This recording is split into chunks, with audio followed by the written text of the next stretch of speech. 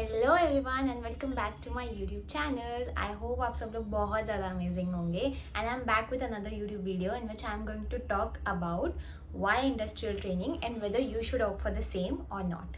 तो मैं ये वीडियो बहुत ज़्यादा छोटू, क्रिस्प और टू द पॉइंट बनाने वाली हूँ।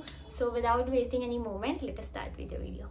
So first and foremost, before even thinking about industrial training, the most important thing to do is you need to figure out your future goal. And by future goal, I mean कि अगर आपको CA बनने के बाद क्या करना है, because that plays a major role in your decision making for industrial training.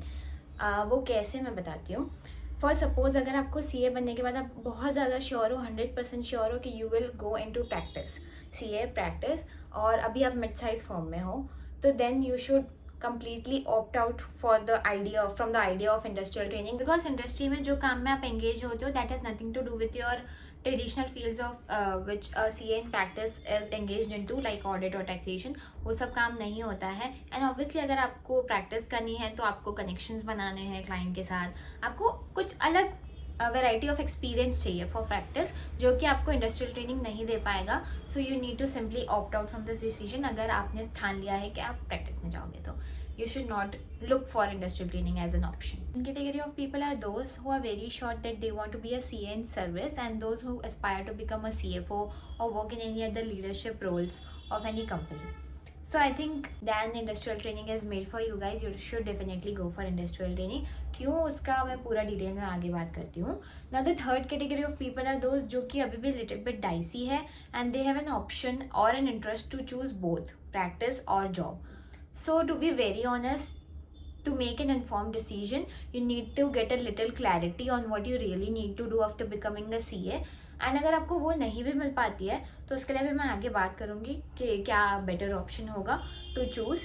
But या अगर आपको सही में एक अच्छा डिसीजन बनाना है, आपको कुछ मिस आउट नहीं करना है, तो आप उस चीज़ को एज अ पर्सनल या फाइनेंशियल या मार्केट चैलेंजेस के थ्रू भी देख सकते हैं. अगर आप आइदर ऑफ बोथ में से चूज़ करेंगे तो क्या क्या चैलेंजेस आएंगे, आप ऐसे भी इवैल्यूएट कर सकते हैं. बट आई थिंक इवैल्यूएट करना is a better option and not blindly choosing anything.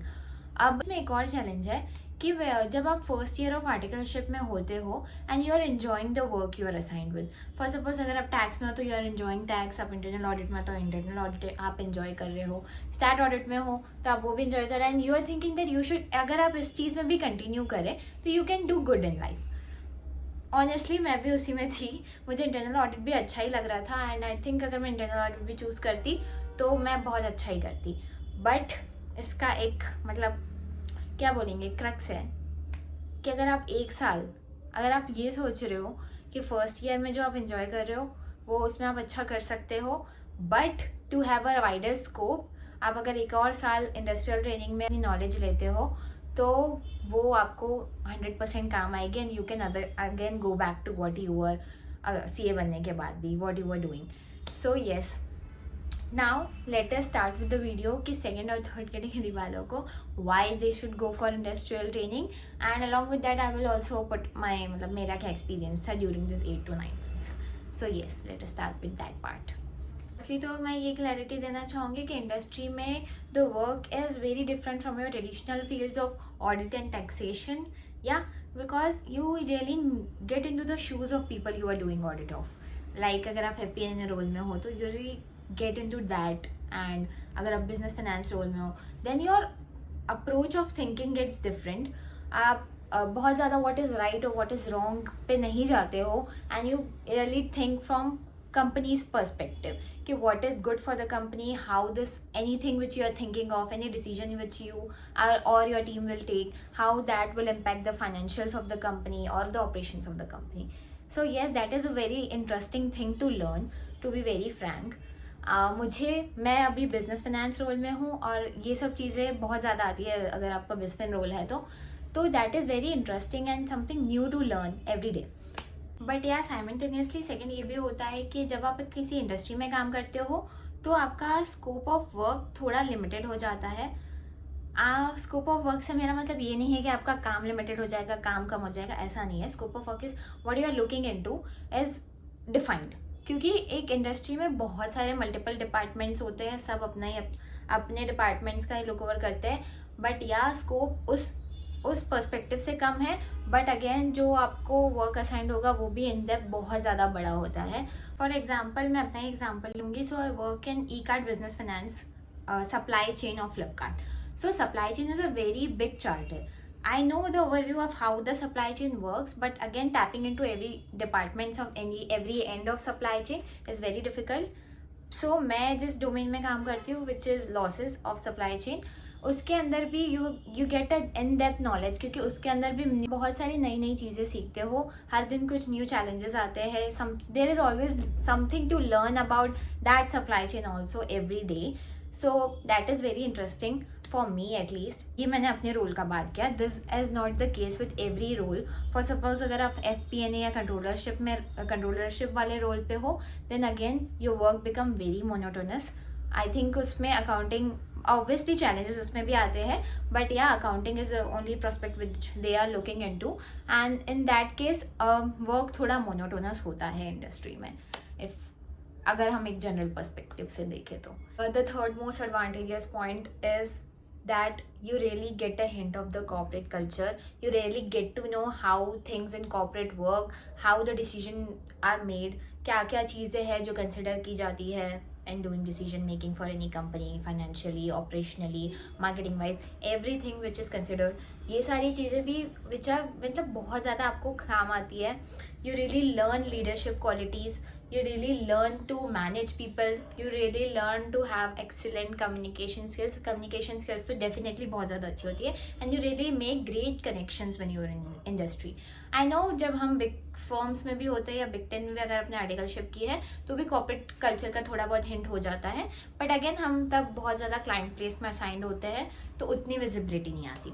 Again interns level पे भी इंडस्ट्री में ऐसा नहीं है कि 100% विजिबिलिटी है in every leadership meetings, but yes again it's always up to you कि how you approach your managers, and if you want to become a part of that then definitely they will, to the extent possible, they will also let you like be a part of those meetings.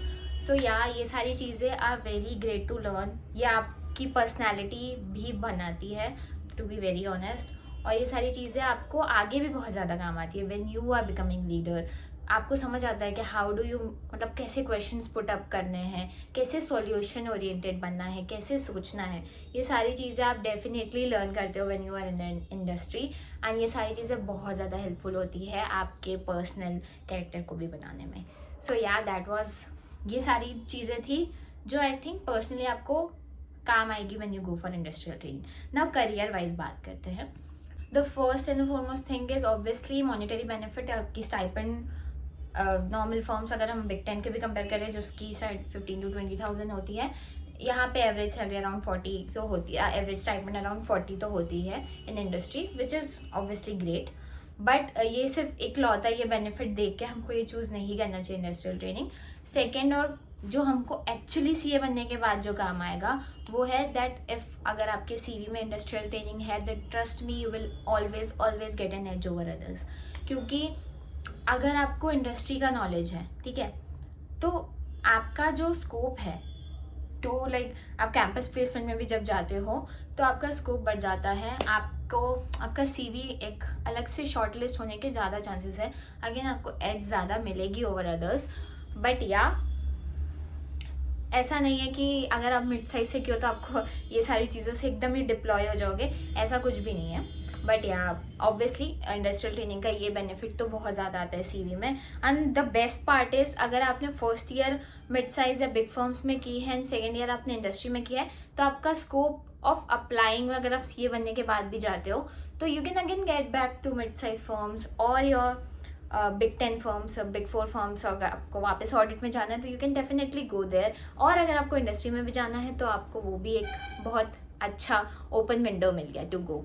So which is something that is very great if you are choosing industrial training. जब अपना decision बनाया था तब मैंने ये second point को ही consider किया था, क्योंकि मुझे पता था कि इफ बाय एनी चांस मेरा second year of industrial training का एक्सपीरियंस अच्छा नहीं भी हुआ, then again I can go back to audit and everything, और बिग 4 में मुझे एंट्री मिल सकती है. सो और अगर सेकेंड ईयर का एक्सपीरियंस अच्छा भी हो गया तो मतलब सोने पे सुहागा वाला टाइप है. सो या ये सोच के मैंने इंडस्ट्रियल ट्रेनिंग में गए. आप भी ये सारे पॉइंट्स को बिल्कुल कंसिडर करना when you are looking for industrial training, when you are thinking that you should go for that or not. सो ये सारी चीज़ें हैं. अगर कॉन्स की बात करें इंडस्ट्रियल ट्रेनिंग का, तो वो होगा first and foremost thing CA and traditional practice को obviously traditional fields like audit, tax, ये सब की ज़्यादा नॉलेज होती है क्योंकि वो इसी चीज़ में एंगेज होते हैं. एंड हम वो सारी चीज़ों से थोड़ा डिस्टेंस हो जाते हैं. ये सारी चीज़ों का क्योंकि हम उसमें प्रैक्टिस नहीं कर रहे, उसमें वर्क नहीं कर रहे, तो उसकी नॉलेज कम हो जाती है. बट या अगर हम खुद को इन्फॉर्म्ड रखेंगे और ये सारी चीज़ों से अगर वेल इन्फॉर्म्ड है, वेल अपडेटेड है, तो आई डोंट थिंक ये बहुत बड़ा लिमिटेशन है ऑफ चूजिंग इंडस्ट्रियल ट्रेनिंग. क्योंकि अगेन आपको जॉब में जाना है, तो अगर वो सब चीज़ें आपकी उतनी काम की नहीं है तो इट्स ओके अगर आप उस चीज़ में उतना वेल अवेयर भी नहीं हो, तो ऐसा मेरा मानना है. तो या second is monotonous work. Yes, industry में मोनोटोनस वर्क होता है. अगेन मैंने बोला it depends on role to role, और ये कोई डिप्लोमेटिक आंसर नहीं है कि it depends on team to team, role to role. ये बहुत ज़्यादा जेन्युइन आंसर है क्योंकि हर एक इंडस्ट्री में मल्टीपल रोल्स होते हैं, मल्टीपल टीम लीड्स होते हैं, सबका वर्क अप्रोच, सबका स्टाइल अलग होता है. एंड कहीं ना कहीं आपका एक्सपीरियंस भी उसी में डिपेंड करता है. सो येस, ये मेरा पूरा अंडरस्टैंडिंग था कि इंडस्ट्रियल ट्रेनिंग का प्रोज एंड कॉन्स क्या होता है. ऑब्वियसली इसमें बहुत सारे और एक्स्ट्रा पॉइंट्स भी है, बट यार क्रक्स टू क्रक्स मैंने ये बता दिया है. अगर मैं कोई पॉइंट मिस आउट करूँगी तो मैं कमेंट सेक्शन में लिख दूँगी, बट आई थिंक मैंने सब कुछ कवर कर ही लिया है. सो या अगर वन शॉट में अगर कोई ये पूछे कि वो अगर डाइसी है कि सेकेंड ईयर में वो जाए कि ना जाए इंडस्ट्रियल ट्रेनिंग के, कि वो उनको जॉब करनी है, शायद वो जॉब ही करेंगे, तो आई विल डेफिनेटली से कि गो फॉर इंडस्ट्रियल ट्रेनिंग. 1 साल का वो एक्सपीरियंस आपके सीवी में बहुत अच्छा रिफ्लेक्ट करेगा, आपके करियर में वो बहुत ज़्यादा काम आएगा. ये मैंने देखा है, मैंने सबका समझा है. मैं भी जहाँ काम करती हूँ मैंने देखा कि उस इंडस्ट्रियल ट्रेनिंग एक सीवी में होने से आपको कितना फ़ायदा होता है. ऐसा नहीं है कि जो नहीं करते उनको कोई फ़ायदा नहीं होता और वो पीछे रह जाते हैं, ऐसा बिल्कुल भी नहीं है. बट या ऑब्वियसली किसी ना किसी चीज़ से हमेशा एक एज मिलती ही है आपको. सो या ये था. और अगर मैं अपना पर्सनल एक्सपीरियंस की बात करूँ during this 8 to 9 months, so my personal experience has been great in Flipkart. और अगर आप मुझसे पूछोगे have I ever regretted this decision, which is a clear no. मैंने कभी रिग्रेट नहीं किया. दो मैंने बोला कि मैं इंटरनल ऑडिट भी मुझे बहुत पसंद था and I miss internal audit sometimes, yes. But या I do not regret my decision to join Flipkart in industrial training. So या मेरा बिस्फिन रोल है, एंड बिस्फिन रोल जैसे कि मैंने पहले भी बोला वीडियो में, वो बहुत इंटरेस्टिंग ही है. Every day there is something new to learn, every day there is something new challenges जिसमें आप थिंक ओवर कर सकते हो, जिसमें आप सोच सकते हो. You can put up your ideas, you can put up your thoughts in that. So which is very interesting for me. Again मेरे को ये पीपल मैनेजमेंट, कम्युनिकेशन स्किल्स भी मेरी बहुत अच्छी हो गई है. After joining Flipkart I have made great connections. So ये सारी चीज़ें हैं जो कि ऑल इन ऑल मेरे एक्सपीरियंस में बहुत अच्छा ज्वाइन करती हैं. And touch wood I have a great team also. So या ये सारी चीज़ें थी जो मेरे एक्सपीरियंस को अच्छा बनाती है in industrial training. So yes, this was my experience in Flipkart. And I know इस वीडियो के बाद भी आप लोग के पास बहुत सारे न्यूमरस डाउट्स आएंगे to ask. So please feel free to ask in the comment section below and I will definitely answer all your questions.